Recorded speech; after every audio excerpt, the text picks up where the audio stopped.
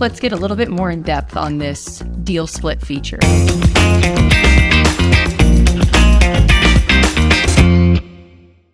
So Sales Hub Enterprise has a new feature, the deal split, which is super exciting because it's going to allow you to report accurately if you have shared deals, if part of your deal credit goes to your BDRs or your SDRs, if you're wanting to calculate commissions, automatically notify when there is a new split deal, update your forecasting, all of that fun stuff. So great for sales reps, great for sales managers, great for HR calculating commissions. So first thing we'll do is we go to settings, and then on the left-hand side under objects, we go to deals. Alternatively, if you're looking at your deal pipeline and just click settings, it'll also take you there. So right now we're going to set up split deals among users by clicking this box. It'll take a couple minutes for that to be fully set up. So then the next thing you're going to notice is that when we go to properties, so again, under settings, under data management, and under properties, if we go to our deal properties and search for split, we get a split deal property. It is a read-only property, which means it can be the trigger for a workflow, but cannot be an action. So it is also a property completely controlled by HubSpot, so you cannot change it.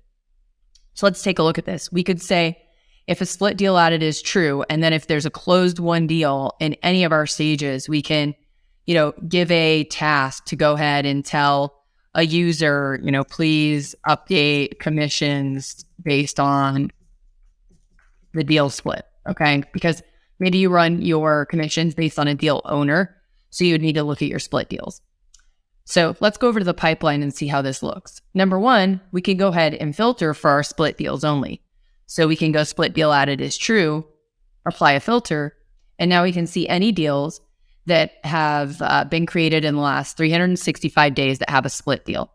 Okay, so let's go ahead and take a look at these ones. Now, if we click on the deal card, we can add our split right over here. So you can see where our split is.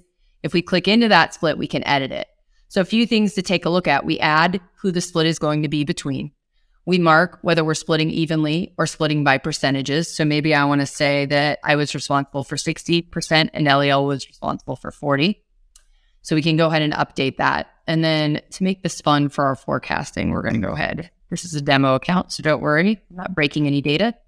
We're going to make this a November close date so that all of the deals we're looking at here have a November close date. So what's really fun is then we can get into our forecasting tool, right? So I'm going to go ahead and refresh this. And if we take a look, what happens when we go, so we're going to sales and to forecast, okay? So what we can see here, let's go ahead and start at the beginning so that we can see exactly what it looks like. So we can see here when we're looking at sales team, we're looking at our demo sales pipeline, we're looking at a close date of this year.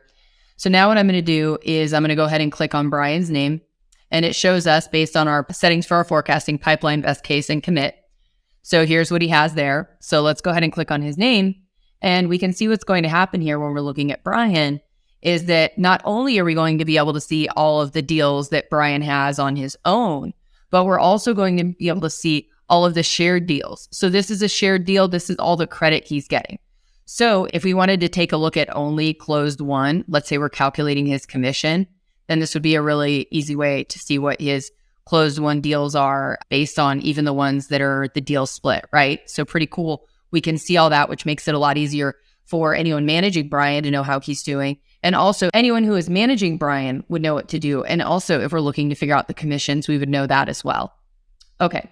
So then let's go ahead and take a look. In order to put people in forecasts, we need to have them in a sales role. And then we can also take a look at our reporting here. So I'm going to go ahead and refresh this report because I have updated some things since this. So I created a report where on the x-axis, we have the deal split owner.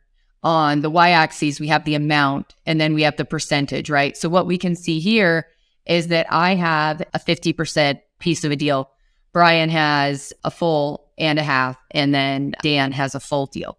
So depending on what we set our date ranges to, etc., we can go ahead and take a look at these deal owners, and we can go ahead and take a look at the amount of revenue that they have. So we can use this deal split to build reports and take a look at who is splitting deals. So that is also very fun. So yeah, lots of stuff we can do. There is a piece of documentation from HubSpot in the knowledge base. I'll go ahead and drop that in the comments. That will also show you how you can set up split deals, giving permissions on who can do it, etc., etc. You will need a deal owner. So if you need to go ahead and set up a workflow to put a deal owner or to notify you of any deals that don't have a deal owner, then you can go ahead and do that. But happy HubSpotting with this new feature.